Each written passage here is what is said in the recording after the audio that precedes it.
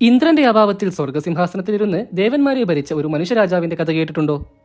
കുരുവംശത്തിന്റെ പൂർവിക പരമ്പരയിൽ ജീവിച്ച നഹുഷൻ എന്ന രാജാവിനാണ് അങ്ങനെ ഒരു ഭാഗ്യം ലഭിച്ചത്. ഒരിക്കൽ മഹാതപസ്വിയായ ത്വഷ്ടാവിന്റെ പുത്രനായിരുന്ന ത്രിശിരസിനെ ദേവേന്ദ്രൻ വധിക്കുകയും അതിന്റെ ഫലമായി ഇന്ദ്രനെ ബ്രഹ്മഹത്യാപാപം വന്നുചേരുകയും ചെയ്തു.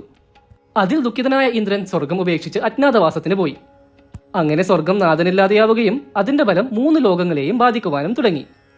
ലോകം അരാജകമായി മാറി. അതിനൊരു പരിഹാരമായി ദേവന്മാരും മുനിമാരുമെല്ലാം കൂടി ആലോചിച്ച് ഭൂമിയിലെ തേജസ്വിയും ധർമ്മിഷ്ഠനുമായ നഹുഷനെ ഇന്ദ്രനാക്കി അഭിഷേകം ചെയ്യുവാൻ തീർച്ചപ്പെടുത്തി. എന്നാൽ നഹുഷനാവട്ടെ തനിക്ക് ഒരുപാട് ദൗർബല്യങ്ങളുണ്ടെന്നും ആ സ്ഥാനത്തിലിരിക്കുവാൻ താൻ യോഗ്യനല്ലെന്നും അവരെ അറിയിച്ചു.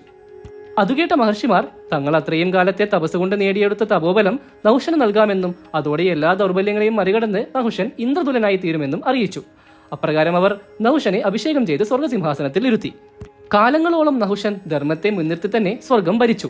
എന്നാൽ കാലാന്തരത്തിൽ അദ്ദേഹം സ്വർഗസുഖങ്ങളിലും അപ്സര സ്ത്രീകളുടെ സൗന്ദര്യത്തിലും വിവശനായി ധർമ്മത്തെ മറന്നുകൊണ്ട് ലൗകിക സുഖങ്ങളിൽ തൽപരനായി ജീവിക്കുവാൻ തുടങ്ങി. ഒരുനാൾ ഇന്ദ്രപത്നിയായ ശചീദേവിയെ നഹുഷൻ കാണുവാൻ ഇടയാവുകയും കണ്ട മാത്രയിൽ തന്നെ ശചീദേവിയിൽ അയാൾ ആകൃഷ്ടനാവുകയും ചെയ്തു. ദേവി തന്നോടൊപ്പം ശയിക്കുവാൻ തന്റെ ഗൃഹത്തിലെത്തണമെന്ന് ഉത്തരവറിയിച്ചു. നഹുഷന്റെ ഉത്തരവ് കേട്ട് ഭയന്ന ശചീദേവി ഉടനെ തന്നെ തന്റെ അരമന വിട്ട് ദേവഗുരുവായ ബൃഹസ്പതിയെ അഭയം തേടി. ഇതറിഞ്ഞ നഹുഷൻ കൂടുതൽ കോപിഷ്ഠനായി. ശചീദേവിയെ തനിക്ക് കിട്ടിയില്ലെങ്കിൽ സ്വർഗവും സകല ദേവന്മാരെയും താൻ ചുട്ട് ചാമ്പലാക്കുമെന്ന് ഭീഷണിപ്പെടുത്തി. ഇത് കേട്ട ദേവന്മാരും ബൃഹസ്പതിയെ അഭയം പ്രാപിച്ചു. ഒടുവിൽ എല്ലാവരും ചേർന്ന് ഇന്ദ്രനെ കണ്ടുപിടിച്ച് കാര്യങ്ങൾ അറിയിച്ചു. അദ്ദേഹത്തെ കൊണ്ട് യാഗാദി കർമ്മങ്ങൾ ചെയ്യിച്ച് ബ്രഹ്മഹത്യാ പാപത്തിൽ നിന്നും മോചിപ്പിച്ചു. പാപമുക്തനായ ഇന്ദ്രൻ തന്റെ ശക്തികളോടുകൂടി സ്വർഗത്തിൽ പ്രവേശിച്ചെങ്കിലും നഹുഷന്റെ തേജസ് കണ്ട് ഭയന്ന് വീണ്ടും സ്വർഗത്തിൽ നിന്നും പലായനം ചെയ്തു. ശേഷം തന്നെ തേടി വന്ന ദേവന്മാരോട് പറഞ്ഞു, നഹുഷനോട് നേരിട്ട് ഏറ്റുമുട്ടുക സാധ്യമല്ല. അവൻ മഹർഷിമാർ കൊടുത്ത തപോബലം കൊണ്ട് അതിശക്തനാണ്. അതില്ലാതെയായാലേ അവനെ ജയിക്കുവാൻ സാധിക്കുകയുള്ളൂ. ശേഷം ശചീദേവിക്ക് ഇന്ദ്രൻ ഒരു ഉപായം പറഞ്ഞുകൊടുത്തു. ഇന്ദ്രന്റെ നിർദ്ദേശപ്രകാരം ദേവി നഹുഷനെ സമീപിക്കുകയും തന്റെ ആവശ്യം അറിയിക്കുകയും ചെയ്തു. ഞാൻ അങ്ങേക്ക് വശംവദയാകാം. പക്ഷേ അങ്ങ് ലോകത്തിൽ ഇതുവരെ ആരും ചെയ്യാത്ത ഒരു കാര്യം ചെയ്യണം. എന്റെ അരമനയിലേക്ക് വരുമ്പോൾ അങ്ങയുടെ പല്ലക്ക് മഹർഷിമാരെ കൊണ്ട് ചുമപ്പിക്കണം. അഹങ്കാരിയായി തീർന്ന നഹുഷൻ രണ്ടാമതൊന്ന് ആലോചിക്കാതെ അതിന് സമ്മതിച്ചു.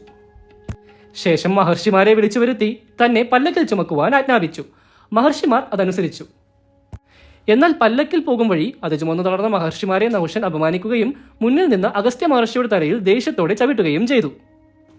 അതോടെ നഹുഷന്റെ തേജസ്സെല്ലാം നശിച്ച് അയാൾ അഗസ്ത്യമുനിയുടെ ശാപത്തിന് ഇരയായി.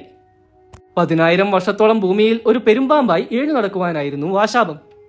അതോടെ ദേവേന്ദ്രൻ തന്റെ സിംഹാസനം തിരികെ ലഭിച്ച് വീണ്ടും സ്വർഗത്തിന്റെ അധിപനായി മാറി.